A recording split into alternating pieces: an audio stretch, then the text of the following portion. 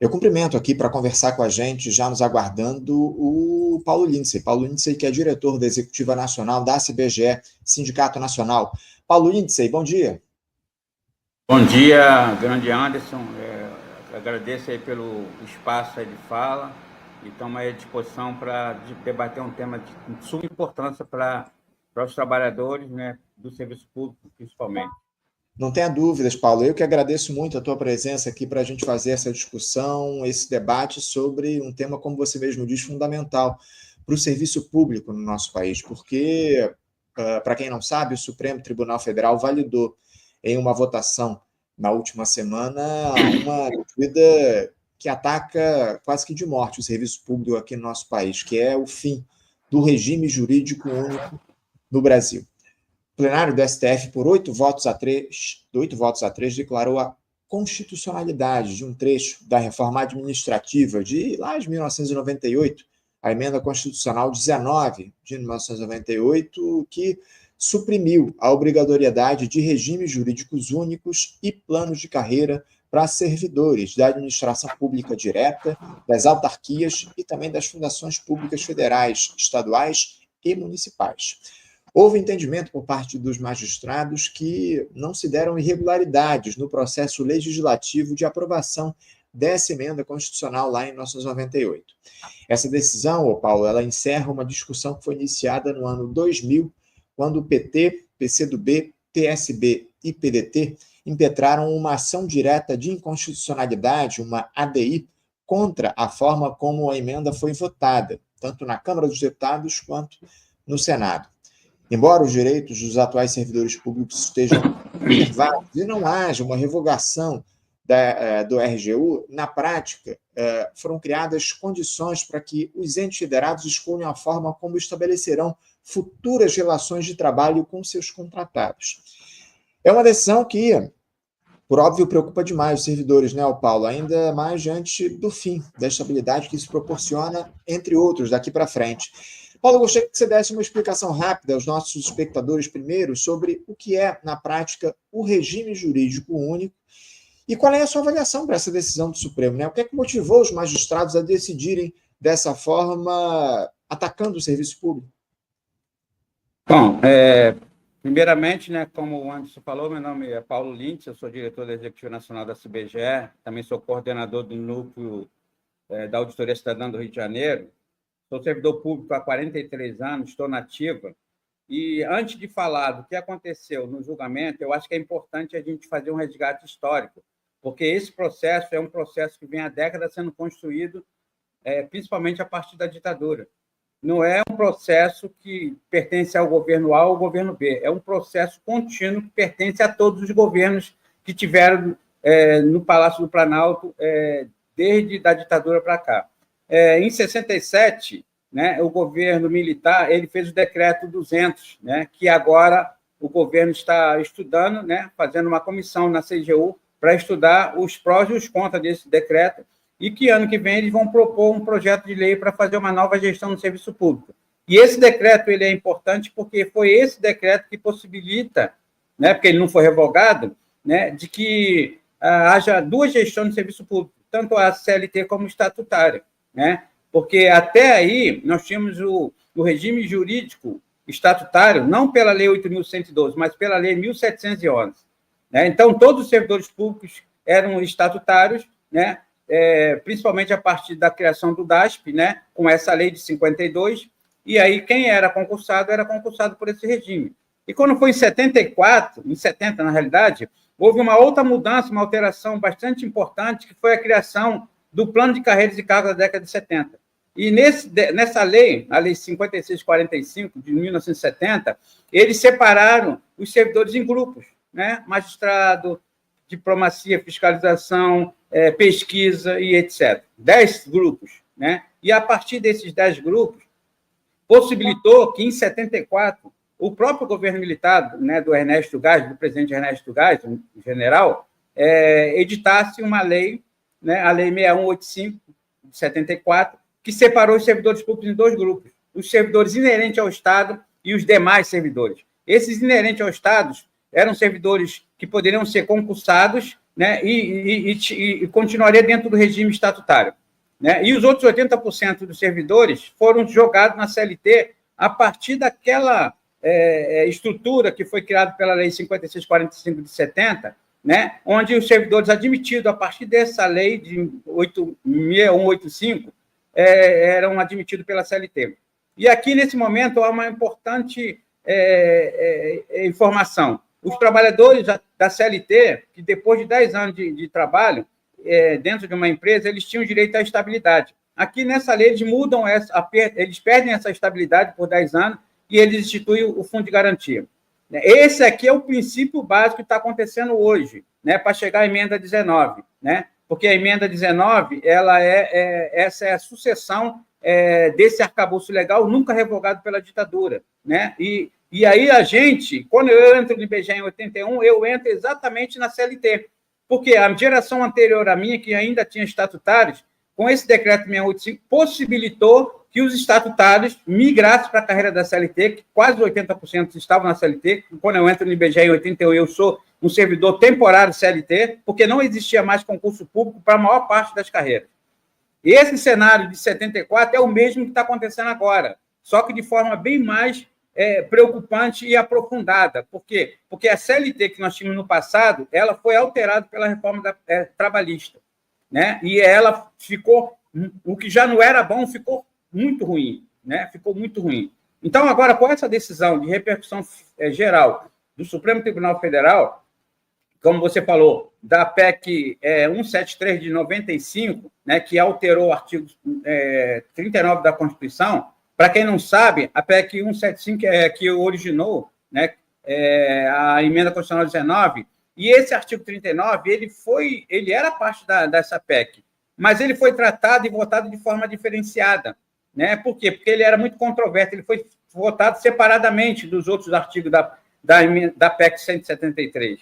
E como ele foi votado separadamente, houve um erro material. Né? O que é o erro material? Para você votar uma PEC, você precisa, no mínimo, 308 votos. E não houve 308 votos, só conseguiram 298.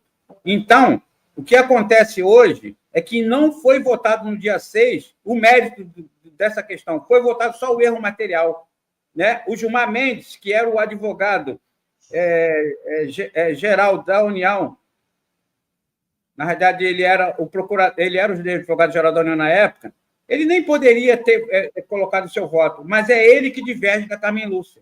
E com a divergência do Gilmar Mendes, o decano, é que possibilitou que os outros ministros do Supremo pudessem votar como o Anderson falou, na votação de 8-3. E isso, para uma outra informação, isso é muito grave, porque o argumento que está sendo usado é que essa decisão de repercussão geral não afetará os atuais servidores. Isso é uma meia-verdade. Afetará, porque quando você abre a possibilidade de criar novas carreiras, seja ela na CLT, seja ela temporária, você separa dentro dos órgãos as carreiras. Os trabalhadores que estão no estatuto, no regime jurídico da Lei 8.112, não estarão no mesmo regime dos próximos servidores que poderão estar na CLT ou poderão ser trabalhadores temporários. Aqui é uma cisão grave e vai afetar efetivamente, diretamente, os aposentados atuais, os futuros aposentados e os ativos do regime jurídico único.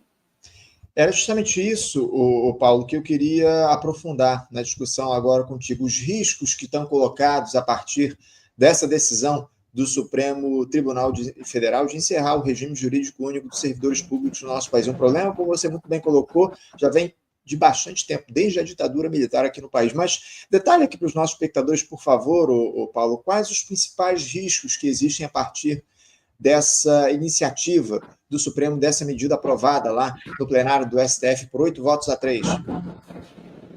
Os riscos são os mesmos que aconteceram no passado. Né? Quando a gente teve a edição da Lei 6.185 de 74, os servidores poderiam continuar como estatutários ou poderiam migrar para a carreira da CLT.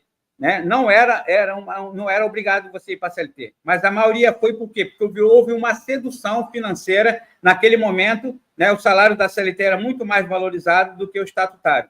E aqueles trabalhadores estatutários que não migraram para a carreira, da CLT, eles ficaram em quadro de extinção, chamado na época QPEX.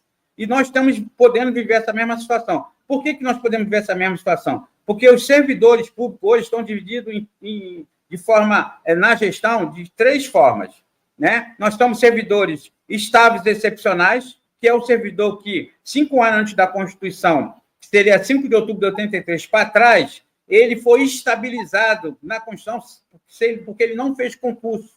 Então, ele tem, dentro do artigo 19 dos atos de disposições transitórias, você tem essa estabilidade excepcional. Nós temos os servidores não estáveis, que são aqueles de 5 de outubro de 83 até o primeiro concurso no órgão. No caso do IBGE, onde eu trabalho, o primeiro concurso pós-Constituição foi em 97. Então, todos os trabalhadores de 5 de outubro de 83 até 97, antes do concurso no IBGE, não têm estabilidade, apesar de ter 40 anos alguns. Certo? E tem os servidores estáveis efetivos, que são aqueles concursados em decorrência do seu concurso após 3 anos de efetivo exercício. Isso vai proporcionar essa possibilidade de dividir as carreiras, porque os novos servidores públicos que foram admitidos por concurso público pós 2012, que é após a aprovação do FUNPREST, da Previdência Complementar, eles estão já preparados para uma carreira da CLT, porque eles não têm paridade, não têm integralidade, têm a limitação da contribuição previdenciária até o teto da INSS, e, acima disso, tem que fazer previdência complementar individual. Se você propor para essa geração uma carreira com salários um pouco mais valorizados e com direito a fundo de garantia, haverá a possibilidade de que grande parte dessas carreiras, né, dessas carreiras possam migrar para uma nova possibilidade de trabalhadores na CLT. Porque o governo, a partir dessa não obrigação, dessa decisão de repercussão geral do Supremo Tribunal Federal, poderá, daqui para frente, fazer um CNU, por exemplo, não mais no regime estatutário da Lei 8.112, e também fazer um CNU com a CLT ou um CNU com trabalhadores temporários. Né? Tudo isso está com a possibilidade de estar em aberto. Então, afetará esses novos servidores e afetará os antigos servidores, porque nós estaremos em carreiras distintas. Né? Isso significa que nós estaremos separados. Então, não há possibilidade de a gente ficar sentado, né, seja ativo, aposentado ou pensionista, senão a gente vai ser afetado, porque é uma grande mentira e falácia do governo que só os novos servidores é que terão essa mudança. É uma meia-verdade, na realidade. É muito grave tudo isso que você traz aqui para a gente, esse esclarecimento que você faz a respeito dessa decisão do Supremo Tribunal Federal de encerrar o regime jurídico único dos servidores públicos. Agora, a pergunta que fica é a seguinte, Paulo: o governo Lula não podia ter atuado de alguma maneira para tentar influenciar o resultado desse julgamento lá no Supremo Tribunal Federal? Se não houve aí uma postura, digamos assim, irresponsável, eu diria, do governo do presidente Lula em relação aos danos que essa decisão pode produzir para o serviço público no nosso país? Eu nem falo que seja uma responsabilidade do governo Lula, eu falo que é uma responsabilidade de governos, porque como é um projeto que vem desde a ditadura, todos os governos, eles foram, ao longo do tempo, contribuindo para que isso acontecesse. Enquanto os trabalhadores não perceberam, né, na sua grande maioria, do que estava acontecendo. Eu sou um servidor que venho há mais de 13 anos colocando esse tema em debate dentro das categorias. Venho avisando que isso aconteceria, mas, em muitos casos, foi tratado com desdenho, foi tratado como o cavaleiro do apocalipse, só trazer desgraça, né? E, ao mesmo tempo, a gente alertou os sindicatos, o FONASEF, o FONACAT, as centrais, de que isso aconteceria. Nas reuniões do FONASEF, eu venho colocando, em nome da CBGE, sempre colocando em pauta que isso aconteceria. E isso não foi muito levado em consideração. Né? Os governos poderiam fazer uma intervenção. O problema é que essa mudança constitucional, né, ela vai ao encontro do que está colocado como o arcabouço fiscal, eu vi o companheiro anterior, o professor, falando, e vai, ao mesmo tempo, do encontro da reforma infraconstitucional, porque o governo Lula falou que ele é contra a reforma constitucional, ele é contra a PEC 32. Nós não temos dúvida disso, mas ele não é contra a reforma infraconstitucional. Por que isso é grave? Vocês estão vendo atrás de mim aqui o gráfico da pizza. O gráfico da pizza é o orçamento do governo de 2023 consolidado, onde tinha uma despesa de 4 trilhões 360 bilhões, e desse total, 1 trilhão 890 foram para a dívida pública. E aí você tem, do outro lado, o orçamento primário, é onde atuou as duas últimas arcabouço legal de ajuste fiscal, tanto a emenda 95 como agora o arcabouço fiscal do governo Lula, do Haddad. Né? Por que tem essa correlação? Porque dentro do orçamento primário, né, onde foi colocadas as travas para não gastarem com a política pública. Né? A dívida pública está liberada, tanto é que apelou de 2025, nós teremos um gasto com a dívida pública de 2 trilhões 529 bilhões. 2 trilhões 529 bilhões, significa mais de 45% do orçamento futuro que vai ser colocado em votação no Congresso Nacional. E dentro desse orçamento primário, nós temos 27 funções primárias. Eu peguei e fiz uma tabela, pegando todas as 27 funções primárias com valores liquidados, aquilo que é autorização de gasto, e deduzir, diminuir, na realidade, subtrair dos valores pagos efetivamente. Sabe o que aconteceu? Em 2023, o governo deixou de gastar 82 bilhões do orçamento primário. E aí você vai ver que quando eles colocam, tanto no Emenda Constitucional 95 como no teto de gasto, essa trava no orçamento primário, ela não tem a trava no orçamento financeiro, que é a dívida pública. Né? E aí o que acontece? O arcabouço fiscal e a Emenda Constitucional 95 de 2016 do Temer, eles têm como premissa principal a sustentabilidade da dívida pública, não é da educação, da saúde, do IBGE, não é do serviço público. E por quê? O que é a sustentabilidade da dívida?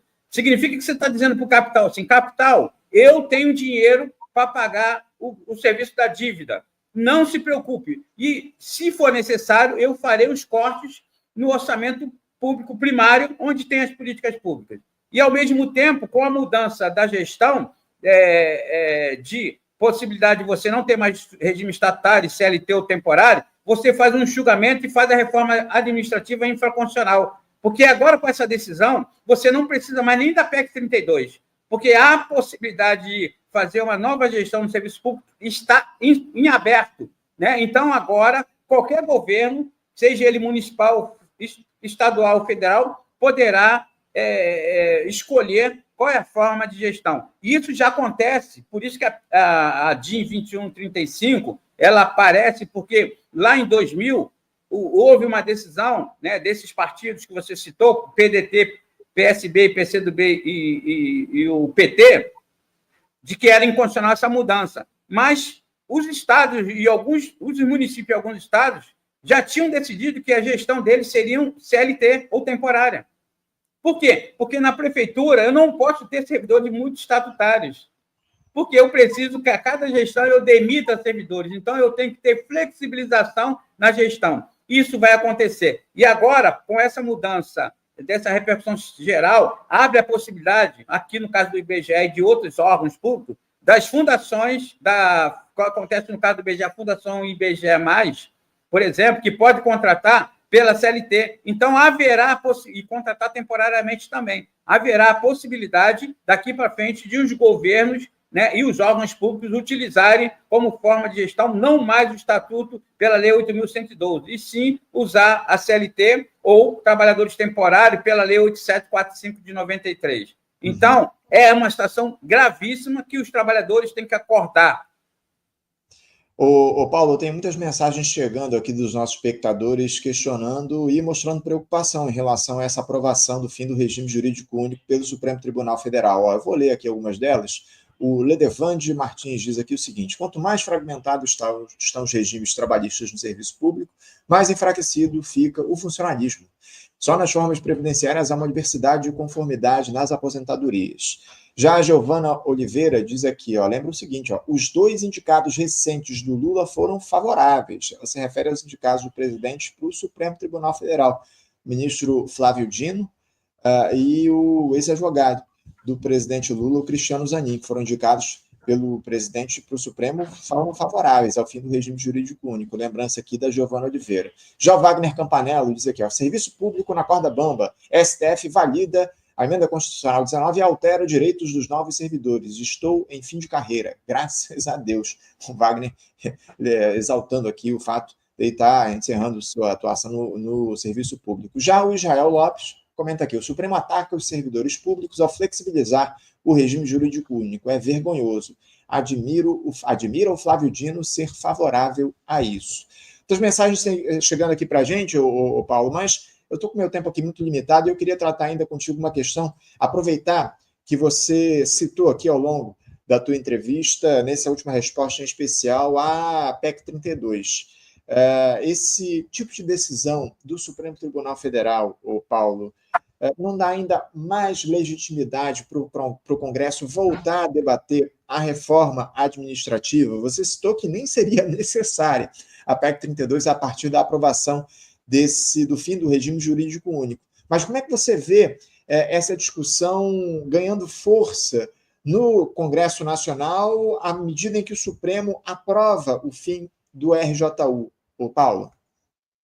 Bom, só citar uma coisa que você falou aí, alertar o Wagner, que ele deveria estar muito preocupado, porque o fato dele estar no final da carreira e ir para a aposentadoria não significa que ele não vai ser alcançado pela essa alteração, pela repercussão geral do Supremo Tribunal Federal, porque o ataque será para todos os trabalhadores do serviço público. Bom, a PEC 32, ela primeiro que o governo já não tem mais poder sobre ela, né? Porque ela passa pela comissão especial e hoje o governo só pode espernear em relação a ela, pode até tentar influenciar, mas ele não tem poder de retirar ela de votação. Quem pode tirar ela da votação do plenário do Congresso seria o próprio plenário, né? Então, se o Arthur Lira não quiser e quiser botar em votação, ele pode, né? E ele está sendo pressionado pelo chamado Deus do Mercado e seus asseclas, né? Aí a Confederação Nacional do Comércio, né, que está efetivamente fazendo propaganda, inclusive na televisão, para que haja reforma administrativa. A reforma administrativa da PEC 32, ela pode ser feita por infraconstitucional, né? E por quê? Porque eu tenho um texto que eu escrevi que são 13 motivos para você se preocupar com a PEC 32, e ali ele fala, eu cito algumas questões básicas. Pô, quais são as questões básicas que eu cito ali? Por exemplo, logo no começo da PEC, você possibilita que funções públicas permanentes do Estado possam ser executadas por trabalhadores temporários. Tá? Então, agora, com essa mudança da regime, isso pode ser feito sem fazer uma alteração constitucional. Né? Por quê? Porque o próprio Supremo Tribunal Federal legitimou isso. Você tem plataformas eletrônicas colocando menos servidor de carne e osso, você abrindo a possibilidade de inteligência artificial e plataformas, como é o caso do meu INSS, né? Tendo menos servidores públicos, né? Você pode demitir servidores com funções que são consideradas obsoletas e não mais interesse da administração pública, porque com o avanço da tecnologia isso automaticamente acontecerá, tá? E você pode fazer alterações até, inclusive, de demissão de servidores, porque com a medida, por exemplo, do PGD, do Plano de Gestão da Administração Pública, aqueles trabalhadores hoje que no serviço público que não tem mais do ponto, estão sendo geridos pela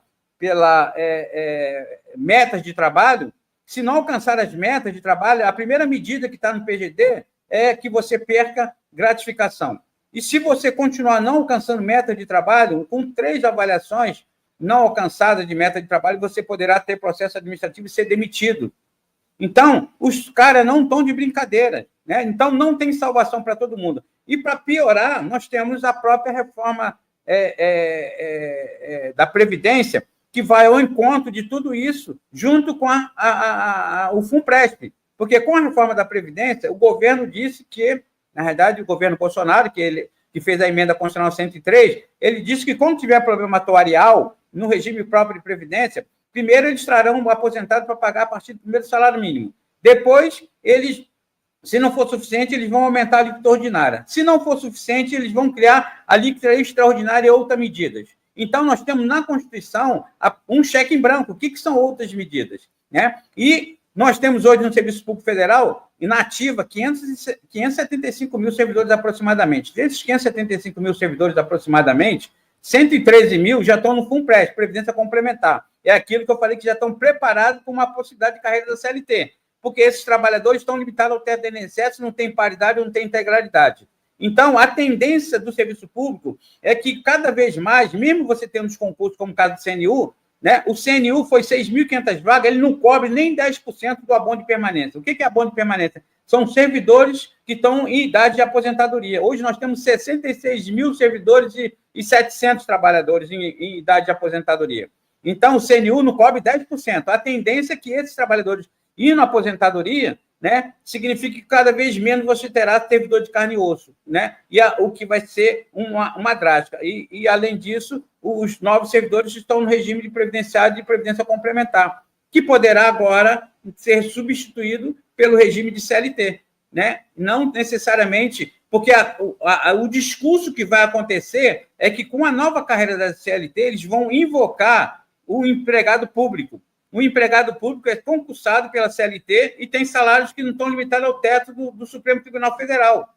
Mas nós estamos falando aqui de um grupo seleto, tá? De trabalhadores. A maior parte daqueles trabalhadores de empresas públicas, de empresas que foram privatizadas, não foram levados para outras estatais. Eles foram ou demitidos ou tiveram que pedir demissão voluntária e foram aproveitados nas empresas privadas com salário muito rebaixado e praticamente sem os mesmos direitos quase que nenhum. Então, o cenário é muito grave, né? E a gente precisa de uma saída. Só tem duas saídas nesse momento. Uma jurídica, que seria o embargo declaratório dos partidos que entraram com a DIN, que seria o PT, o PDT, o PSB e o PCdoB, tá? Havia essa possibilidade de fazer esse embargo declaratório para contestar a situação, porque mesmo que tenha erro do Supremo Tribunal Federal, o Supremo é a última instância. Errando ou não, isso vai prevalecer.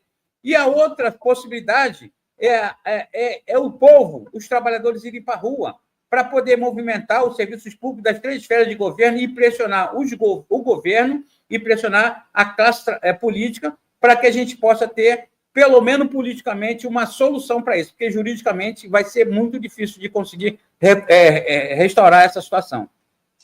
Paulo Lindsay, eu quero agradecer esses esclarecimentos fundamentais, importantíssimos que você faz aqui para a gente no Faixa Livre de hoje. Você pode ter certeza que a gente vai continuar acompanhando essa discussão e as iniciativas que vão ser tomadas no sentido de se tentar revogar essa decisão do Supremo Tribunal Federal que determinou o fim do regime jurídico único dos servidores públicos aqui no nosso país. Como você bem detalhou, uma decisão aí que ameaça de morte o funcionalismo no nosso país. É um assunto importantíssimo para a gente. Vamos continuar acompanhando aqui no nosso programa. Paulo, muito obrigado pelos esclarecimentos. Em breve a gente volta a conversar sobre esse e outros temas aqui no Faixa Livre. Sempre que tiver novidades, pode mandar aqui para a gente, que a gente volta a trazer esse tema aqui no nosso programa. Obrigado mais uma vez, viu, Paulo?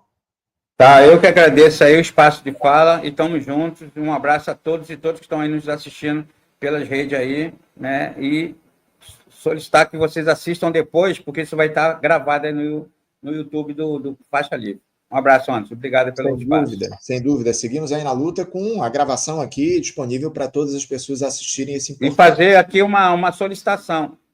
Nós estamos vendo aí embaixo ajuda pedida pelo programa Faixa Livre, e nós estamos vendo como é necessário um espaço de fala desse aqui, né, que tem uma visão progressista, para que nós, da classe trabalhadora e a representação sindical, possamos estar aqui falando o que é necessário. Então, eu solicito que todos aqueles que puderem ajudar o Faixa Livre, seja pessoa física ou pessoa sindical, jurídica, na pessoa sindical, que contribua, porque é um programa que necessita de ajuda e é um espaço de fala da classe trabalhadora.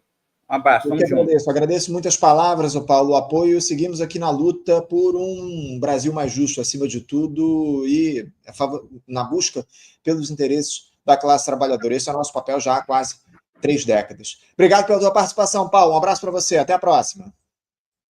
Conversamos aqui com Paulo Lindsay. Paulo Lindsay, que é diretor da Executiva Nacional da CBGE, Sindicato Nacional, trazendo informações fundamentais nessa discussão a respeito do fim do regime jurídico único no nosso país, limitando, aliás, citando os riscos que estão colocados para os servidores públicos, para a classe trabalhadora, acima de tudo. Quando um ataque é feito ao serviço público, ao funcionalismo no nosso país, isso afeta diretamente os trabalhadores do Brasil.